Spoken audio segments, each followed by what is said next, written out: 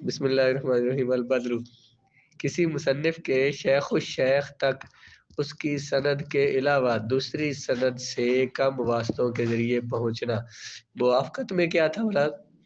کسی مصنف کے شیخ تک اس سند کے علاوہ کسی اور سند کے ذریعے کم راویوں کے ساتھ پہنچنا، اسے تھے موافقت کہتے تھے۔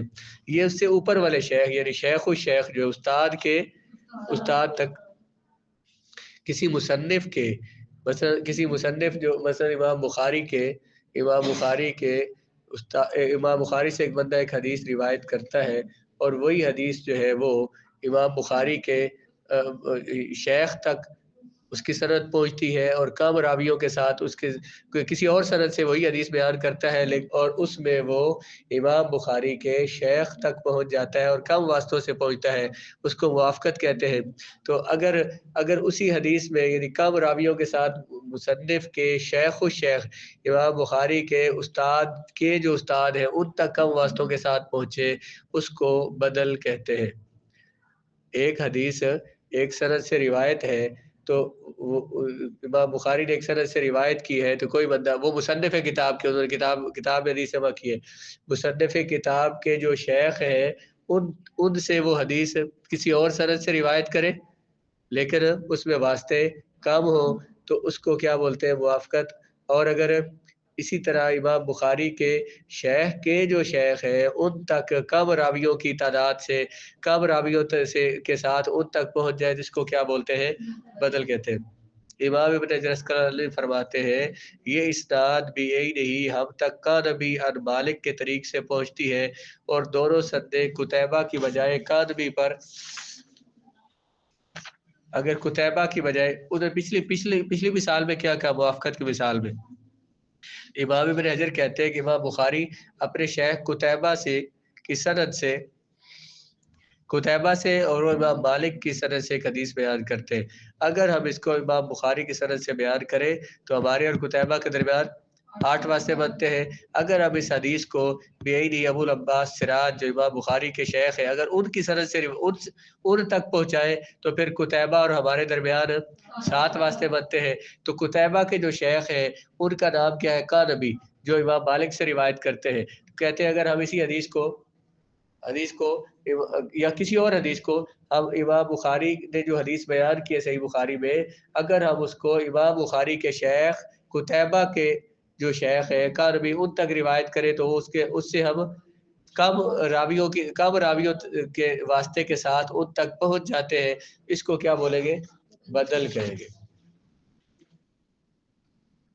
مساوات، شروع سے آخر تک جس کی سند کے واسطے مصنف کی سند کے واسطوں کے برابر ہو۔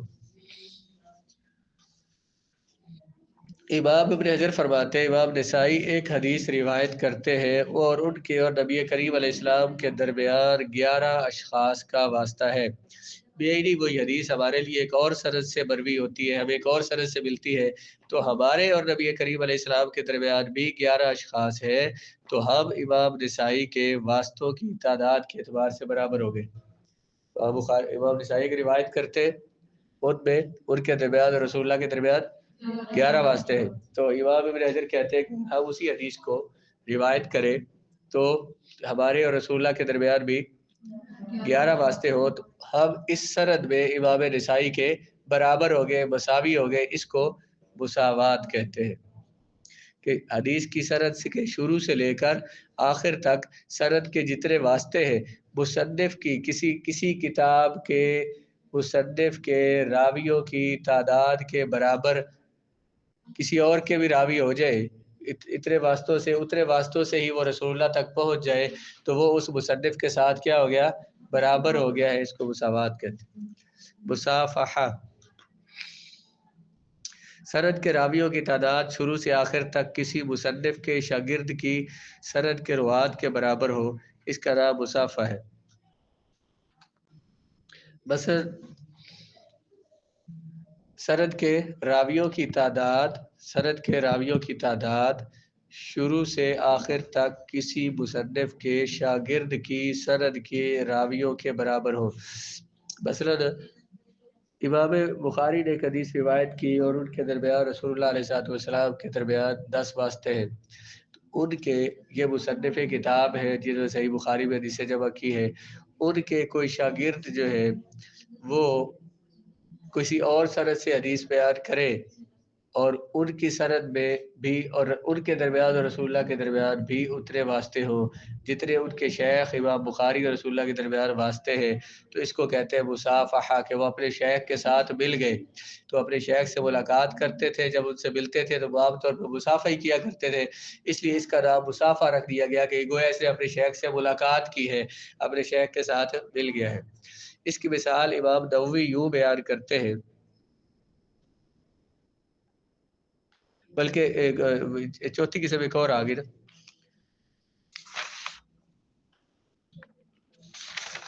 ہم یہ شروع سے پڑھ رہے تھے سند عالی اور سند نازل کی بحث. سند عالی کیا ہوتی ہے؟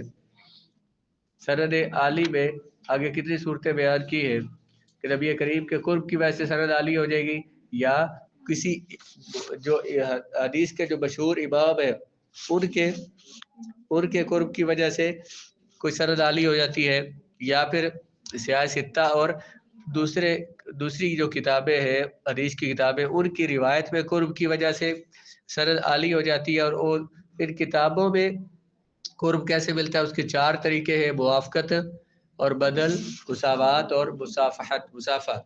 تو راوی کی وفات کے مقدم ہونے کی وجہ سے حدیث کی سند کبھی عالی ہو جاتی ہے، علو بلند ہونا. اس کی مثال امام نووی یوں بیان کرتے ہیں کہ جب میں ایک روایت 2 سندوں سے بیان کروں، مثلا امام بہقی امام حاکم سے روایت کرتے ہیں، ایک سند یوں ہے کہ میں سند بیان کروں اس میں بہقی امام حاکم سے روایت کرتے ہیں، دوسری سند میں ابو بکر بن خلف جو ہے وہ امام حاکم سے روایت کرتے ہیں. ان میں سے پہلی سند عالی ہے بنسبت دوسری سند کے، بنسبت اس کے جو 3 واسطوں سے ابو بکر بن خلف سے بیان کروں اور وہ حاکم سے بیان کرے، کیونکہ امام بہقی کی وفات ابن خلف سے پہلے ہوئی ہے. تو اس وجہ سے یہ جو امام بہقی بھی کس سے روایت کرتے ہیں؟ امام حاکم سے. ابن خلف بھی روایت کرتے ہیں امام حاکم سے. تو امام بہقی جو ہے فوت پہلے ہوئے ابن خلف سے، تو یہ پرانے محدث ہوئے، تو اس وجہ سے بھی ان سے روایت کرنے کی وجہ سے بھی سند عالی ہو جائے گی. کیا سند عالی کیسے ہو جائے گی؟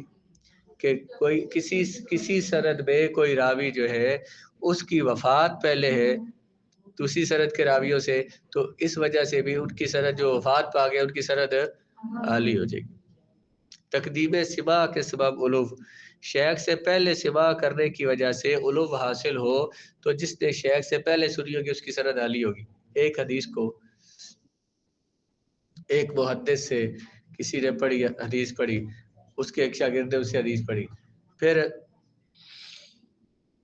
اسی حدیث کو اس شیخ سے 10 سال 20 سال بعد لوگوں نے حدیثیں پڑھی، وہی حدیثیں پڑھی. اب جس نے پہلے زمانے میں اس سے حدیث پڑھی ہے نا اس کی سند عالی ہوگی، اور اس کے مقابلے میں جو بعد کے زمانے میں اس سے پڑھنے والے ان کی سند نازل ہوگی. سمجھ آئی کہ اس کی مثال اس نے دی تھی کہ ایک استاد سے ایک شاگرد پڑھنے والے پہلے ہیں، جو پرانے پڑھے ہوئے لوگ ہیں تو ان کی بات جو ہوگی وہ زیادہ کبھی ہوگی بعد میں پڑھے ہوئے لوگوں سے. شیخ سے پہلے سما کرنے کی وجہ سے کبھی علوم حاصل ہو، تو جس نے شیخ سے پہلے حدیث سنی ہوگی اس کی سند عالی ہے بنسبت اس کے جس نے اسی شیخ سے بعد میں سنی ہوگی. جیسے کہ وہ دو شخص ایک شیخ سے حدیث سنتے ہیں، ان میں سے ایک نے 60 سال سے سما کیا تھا جبکہ دوسرے نے 40 سال سے. ان دونوں تک راوی کے واسطے برابر ہے، تو پہلے والا اعلیٰ ہوگا بعد والا افضل ہوگا، خاص طور پر اس کے حق میں جس کا شیخ آخر عمر مختلط ہو گیا ہو، جس کا بعد میں اس طرح سے صحیح غلط کا اسے پتہ نہ چلتا ہو یا بوڑھا ہو گیا ہو. دیکھیں نا اس کی ایک اور مثال لیں. ایک بندہ ایک اپنے استاد سے ایک سند سے حدیث بیان کرتا ہے، تو دوسرا بندہ بھی اسی شیخ سے حدیث روایت کرتا ہے. ایک نے ان دونوں کے راویوں کی تعداد بھی برابر ہے، جس شیخ سے وہ حدیث لے رہا ہے ان کے دونوں کے راویوں کی تعداد برابر ہے، لیکن ایک نے شیخ سے 10 سال پہلے حدیث لی تھی، ایک نے اس سے وہی حدیث جو 10 سال بعد اس سے لی ہے، تو جو اس نے پہلے اس سے پڑھی تھی اگرچہ راوی کی تعداد میں برابر ہے لیکن اسے پہلے پڑھی تھی اس کی سند عالی ہوگی، پہلے روایت کی تھی۔ یہ علوم اسناد کے لحاظ سے یہ اقسام تھی۔ نزول کی قسمیں، سند نزول کی بھی مدرجہ ذیل 5 قسمیں ہیں جو سند عالی کے مقابل ہے اور وہ ایک دوسرے کے ساتھ مقابلہ میں پہچانی جاتی ہے۔ ابھی یہ جتنی بیان کی ہے نا، یہاں سند عالی کب بنے گی؟ جو کسی کے ایک سند دوسری کی سند کے مقابلے میں عالی ہوگی، تو یہ جتنی عالی کی قسمیں بیان کی ان کے مقابلے میں جتنی آتی رہی ہے ہر تعریف پہ، جو ان کے مقابل سند آتی رہی ہے وہ کیا ہوگی؟ سند نازل ہوگی۔ مثلا ایک بندہ جو ہے، جیسے امام ابن حجر نے فرمایا کہ ایک حدیث کو امام بخاری اور ہمارے درمیان اس میں 8 واسطے ہیں، اسی کو امام بخاری کے شیخ سے روایت کرتے ہیں تو ہمارے ان کے درمیان کیا ہے؟ 7 واسطے ہوتے ہیں۔ تو یہ امام ابن حجر کہتے ہیں کہ جب ہم امام بخاری کے شیخ سے روایت کر رہے ہیں ہمارے ان کے درمیان واسطے 7 ہیں تو یہ سند عالی ہے، اور اس کے مقابلے میں دوسری سند جس میں ہمارے امام بخاری کے درمیان 8 واسطے ہیں تو وہ سند کیا ہے اس کے مقابلے میں؟ سند نازل۔ نازل کم درجے والی، عالی بلند درجے والی۔ سند عالی اور سند نزول میں افضل، صحیح قول کے مطابق جو جمہور علماء کا قول ہے علوم افضل ہے، سند کا عالی اور افضل ہے، کیونکہ یہ حدیث سے خلل اور نقص کے احتمال کی کثرت کو دور کرتا ہے۔ حدیث کی سند میں نقص اور خلل کا کوئی شک شبہ نہیں رہتا ہے جب نزول سے اس بارہ میں بے پرواہی برتی گئی، جبکہ نزول میں اس بارہ میں بے پرواہی برتی گئی ہے۔ کیا کہا کہ سند کا علوم عالی ہونا یہ افضل ہے، کیونکہ سند کے عالی ہونے کا مطلب یہ کہ حدیث میں کچھ بھی خلل اور نقص اس سے دور ہو جاتا ہے، اور سند کے نازل ہونے کا اور سند کے نازل جو سند نازل ہوتی ہے اس میں اس چیز کا خیال ہی نہیں کیا جاتا کہ اس میں کوئی نقص اور خلل ہے یا نہیں۔ ابن مدینی فرماتے ہیں کہ بہت بڑے علم جرح اور تعدیل کے امام ہوئے، محدثین پر جرح کرنے والے۔ النزول شؤم، کہ سند کا نازل ہونا یہ نوست ہے، یہ اس وقت ہے جب علوم اور نزول سند میں قوت اور صحت دونوں برابر ہو۔ جب ایک سند عالی ہے، ایک سند نازل ہے، لیکن ہے دونوں یا تو صحیح ہے یا دونوں جو ہے وہ صحیح نہیں ہے، تو درجے وہ پھر بھی کہہ رہے کہ اگر کبھی ہونے میں وہ دونوں برابر ہو تو پھر بھی جو سند عالی ہے اس کا درجہ زیادہ ہوگا۔